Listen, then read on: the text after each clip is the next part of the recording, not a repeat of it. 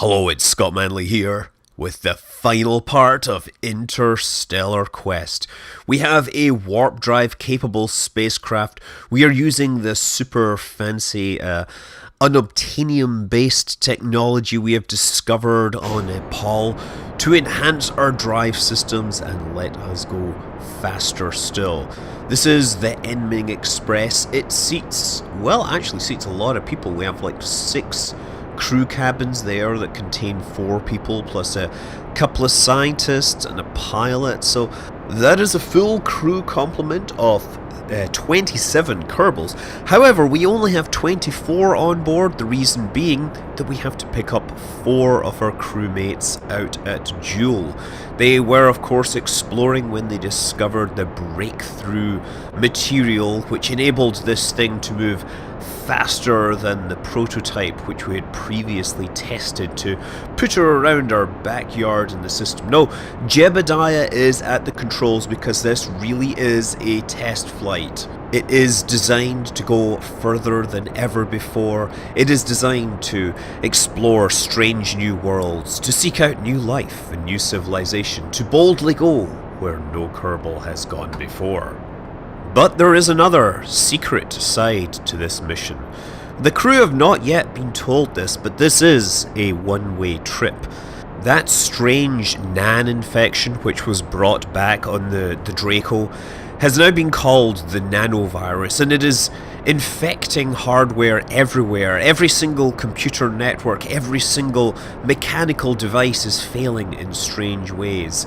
This is perhaps the last space mission they will be able to launch, because the NaNovirus is propagating with such rapidity that everything is breaking down. It's becoming a chore to build even the most basic spacecraft. It's almost like bit rot is setting in on the fabric of reality. Like too many patches or modifications to a universe that is ill-equipped to handle this level of change. Now, the spacecraft has 3 different drive systems. First of all, we have the fusion drive system, which provides high thrust but a limited fuel supply. It does have the advantage of working inside atmospheres and providing enough thrust to counteract gravity. However, once this spacecraft leaves the atmosphere behind, it is able to hook into the quantum vacuum and push against this soup of ghost particles, gaining thrust from essentially nothing more than electrical power. Electrical power, which I will point out, comes from your standard antimatter-induced nuclear fusion power plant. In addition to that, we also collect antimatter, and we have a pair of antimatter generators which we can use should we collect enough of it. There we go, firing up the vacuum thruster, getting a whole 340 kilonewtons of thrust from this. That's enough to generate about 1.44 meters per second of acceleration, enough to get us into orbit and to maneuver anywhere we require. In particular, we are going to use this to maneuver ourselves into the antimatter collection zones, those natural magnetic bottles created by the magnetic fields of planets that store positrons, protons, antiprotons, all that stuff. Deploying the radiators, of course, because this thing is generating a fair amount of heat as well. Now, of course, this is a warp drive capable spacecraft, but I think it's only fair that during warp drive I fold everything away. Technically, the rings supplied by the Interstellar mod, they are a little small, I think, given what I understand about warp drive designs, of course, which are complete fiction. But nevertheless, yeah, I think the drive rings need to be bigger, so I've just tried to make my rule being that nothing actually should exist outside the rings, and well, that's led to a lot of compromises. This spacecraft is entirely self-contained. It isn't really designed to dock with anything. It doesn't have a separate lander. Those crew cabins, they do have the ability to navigate and land on a target in times of emergency, let's say, but the spacecraft itself can actually land on those cubic octagonal struts, which are of course heavy duty landing gear. The problem I have with the regular landing gear is it has suspension, and suspension causes it to flex, and sometimes it will flex too far and the whole spacecraft will fall over and destroy itself. You can see we're flying by Duna on the way out here. We've got this warp drive running at 20 times the speed of light. Of course, that's 20 times the Kerbal speed of light, which is a little slower than the kind that we are used to, roughly 1/10. Yes, there's Duna, and now we're going to continue off towards Jool, because Jool is where the interplanetary team have been for the last few months, I guess. We're going to prepare to slow down. It looks like we're going to fly over the top of Jool. Once we get there, we're going to have to try to match velocities and put ourselves into a reasonable orbit. And of course, a reasonable orbit would be 9,000 kilometers, because that's where we're going to get the maximum amount of antimatter collection. So yeah, there we come in, flying over the poles, and as soon as I reach minimum distance, as in the closest point, you'll watch my vertical speedometer flip over. We're gonna drop out of warp over the poles, and then we're gonna warp in, moving closer to that 9,000 kilometer orbit where we really want to be. There we go, dropped out. Now it's a case of turning and pointing and trying to guesstimate where I actually want to be. Obviously moving too fast to actually get captured at this time, because we've picked up we've retained all the orbital velocity from being around Kerbin. But to be most effective, we don't want to kill off any of that velocity until we are as close to our target orbit as possible. You want to be, stripping off that velocity when you're close down, deep inside Jool's gravity well, so you're taking advantage of the Oberth effect. Actually, I'm not sure technically that applies here, since Oberth didn't really think about warp drives. Obviously aiming for an equatorial orbit here as well. And we're going to drop down and drop out. Bingo! Right there. Now, this is going to be long, slow, and pretty tedious. We're moving about 6 kilometers per second relative to the surface. Of course, knowing that isn't that useful. Our orbital velocity is, however, 9,460, and we've got to probably have to drop our velocity down to about 4 kilometers per second or thereabouts at this altitude. Not sure. This is a long and tedious process, of course, given that we only accelerate at about 1.5 meters per second. And actually, over time, we fly outward. We continue to move beyond our sweet spot. Now, rather than make old-fashioned orbital corrections, it's better to just close up the ship, activate the warp drive to bring us back to an ideal location here. I'm looking to make sure that our time to periapse, I would like my time to periapse to actually be a real number, or it's negative, a non-negative number, meaning that we will actually be encountering periapse in the future. And there we go, 2 minutes to periapse. Fire up that engine again. Of course, if we were really in a hurry, we can bring up that fusion drive. The fusion drive is about 10 times faster, right? You'll also notice I made a minor error with my loadout, and I left a bunch of oxidizer, which I just got rid of between those two cuts. So yes, firing the engines, you can get a clue at how long I spent doing this, of course. Good thing is, I can play other games in the background while this is going on. There's a little something called Homeworld, which I might want to play. It gets released on Tuesday, if I remember correctly. But yes, here we are in our orbit. We are capturing antimatter, and now we need to perform the rendezvous. Sidney Kerman departs from the surface of Paul, very aggressively attempting to rendezvous with the interplanetary lab here. Collecting data even on the way up. Not that that's going to be particularly useful to him, but nevertheless, old habits die hard. The more science, the better. I think it's more that he's been trained to get science in exchange for snacks. So he feels that now he still needs to deliver on the science if he's to get his snacks. It's just, like a slave to the snacks, essentially. I mean, perhaps we shouldn't be thinking of these space capsules as space capsules, and instead they are high-tech, vacuum-sealed Skinner boxes, right? Okay, I'm pretty sure I'm stretching that a little, and there's a bunch of psychology students already writing comments as we speak, explaining the errors of my ways, basically. But yeah, if you don't know, a Skinner box or an operant conditioning chamber is a device which is used in studying animal learning behaviors, where you can condition animals in various species, let's say, to learn things and to operate things and to associate certain effects with certain behaviors with certain rewards, events slash punishments. It's complicated. Just go and read the Wikipedia page and you might get a better example, a better idea of what the heck I'm talking about. I don't actually know a great deal about psychology, but I have had conversations in pubs with people who really do know their stuff. Anyway, Sidzi is of course performing the final rendezvous and docking using entirely those dinky little RCS thrusters. They of course are very weak and very inefficient, but they don't kill everyone within 2.5 kilometers, which is considered a bad thing.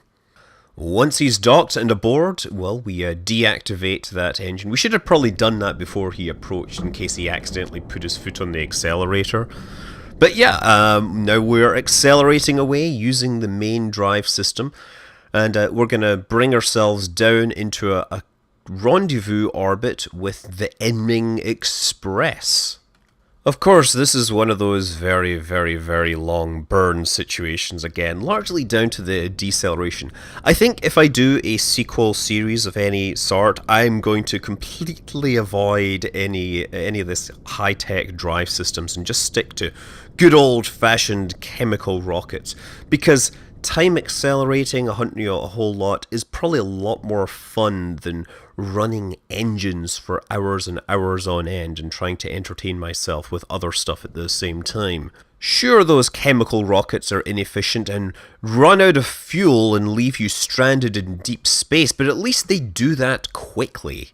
With chemical rockets, you're generally going to find out that you're doomed to get stuck on a solar-centric orbit with no oxygen and no hope of rescue in a few minutes rather than several hours. We depart, we say farewell to Paul, with the place that has yielded the real final secret to escaping Kerbin's system. Now, we'd like to adjust our inclination. The only problem is Tylo just wants to cause us all sorts of trouble. So I make only a minimal correction with the interplanetary lab and decide to let the quantum vacuum thruster on the Enming Express perform all of the rendezvous. And that does include several hundred meters per second of delta V in terms of inclination change maneuvers this close to Joule. I mean, obviously, from a pure efficiency standpoint, it would be much better to have the interplanetary lab perform the inclination change while it's way out and moving very, very slowly. But in both cases, these ships have huge amounts of delta V and they don't really care.